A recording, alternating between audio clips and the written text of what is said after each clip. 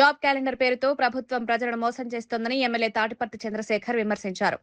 ఇది job calendar కాదు, joke calendar అని ఎద్దేవా చేశారు. తేదీలు ఉన్న ఉద్యోగాల వివరాలు ఇవ్వలేదని, 2 నెలల్లోనే 1,72,000 ఉద్యోగాలు కోల్పోయాయని ఆరోపించారు. 20 లక్షల ఉద్యోగాల హామీ ఇచ్చినప్పుడు ఇప్పుడు కేవలం 10,000 ఉద్యోగాలు ఇస్తామని చెప్పడం ప్రజలను మోసం చేయడమేనన్నారు. ప్రభుత్వంపై నమ్మకం కోల్పోతున్నారని వ్యాఖ్యానించారు. చేసినటువంటి ఈ కూటమి ప్రభుత్వం లేదా లోకేష్ గారు, ఈ లోకేష్ గారి మాటలను గాని మనం ఒక్కసారి గతంలో గాని చూసినట్లయితే 20 లక్షల ఉద్యోగాలు అన్నాడు. నిజమే కదా, 20 లక్షల ఉద్యోగాలు అన్నాడు. మరి ఖచ్చితంగా ఇస్తాడేమో ఈ ఉగాదికి. 2 ఉగాదీలు డుమ్మా కొట్టాడు, ఈ ఉగాది కన్నా ఇస్తాడేమో చూద్దామని నిరుద్యోగులు ఎదురు చూశారు. వాళ్ళ ఆశల మీద, వారి కన్నీళ్ల మీద నీళ్లు జల్లుతూ లోకేష్ గారు ముక్కుతూ మూలుగుతూ 10,060 ఉద్యోగాలను ప్రకటించాడయా.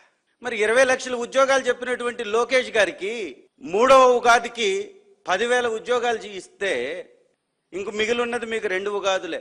మామూలుగా అయితే మీరు వచ్చిన మొట్టమొదటి సంవత్సరమే జాబ్స్ ఇస్తాము, 20 లక్షల ఉద్యోగాలంటే సంవత్సరానికి 5 లక్షల ఉద్యోగాలు లేదా కనీసం 4 లక్షల ఉద్యోగాలు ఇస్తే తప్ప ఇచ్చేటటువంటి పరిస్థితి ఉండదు అని ప్రజలందరూ ఎదురు చూశారు. మరి లాస్ట్కి వచ్చేటప్పటికి 10,000 ఉద్యోగాలు ఇస్తే మీరే కదా గతంలో చెప్పారు, చాలా ఉద్యోగాలు ఖాళీలు ఉన్నాయి, మేము వస్తే ఖచ్చితంగా భర్తీ చేస్తాం, ఈ వైఎస్ఆర్ కాంగ్రెస్ పార్టీ ప్రభుత్వం వాళ్ళని విస్మరిస్తుందని మా ప్రభుత్వంలో మీరే కదా బాబు గారు, లోకేష్ గారు, పవన్ బాబు గారు వ్యాఖ్యలు చేశారు. గ్రూప్ 1, 2లో దాదాపు 2,000 ఉద్యోగాలు ఖాళీ ఉన్నాయని, ఇంజనీరింగ్ విభాగంలో 20,000 ఉద్యోగాలు ఖాళీ ఉన్నాయని, టీచర్ విభాగంలో టీచర్స్ 25,000 ఉద్యోగాలు ఖాళీ ఉన్నాయని ఆ రోజు చెప్పారు కదా. అంతన్నాడు ఇంతన్నాడు లోకేష్ బాబు గారు, ఎంతో చేస్తాడనుకుంటే మూలనున్న ముంతన్నాడు అన్నట్టుగా ఉంది ఇతని వ్యవహారం. వాస్తవాలకి ఏ మాత్రం పొంతన పోలిక లేనటువంటి విధంగా ఇతని వ్యవహారం సాగుతూ ఉంది.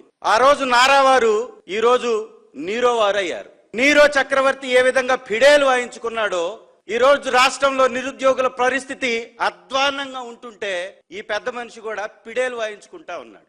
నందమూరి లక్ష్మీపార్వతి గారు కూడా ఈ 10వ తరగతి ఈ మహానుభావుడు ఎంత పాస్ అయ్యాడో కూడా చెప్పింది.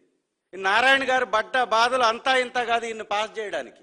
స్టాండర్డ్ యూనివర్సిటీల్లో చదివానని చెప్పుకుంటాడు. ఎప్పుడు స్టాండర్డ్ యూనివర్సిటీ ఫ్రెండ్స్ ఫోటోలు బయటికి రావు. ఆ పూల్లో ఉన్నటువంటి అమ్మాయిలు తప్ప యూనివర్సిటీలో ఉన్న అబ్బాయిలో అమ్మాయిలో ఎప్పుడు కనపడలా. అనేక అనుమానాలు ఉన్నాయి ఈయన చదువు మీద. అందుకే ఈయన చదువుకున్న వ్యక్తి కాదు, చదువుకున్న వ్యక్తి.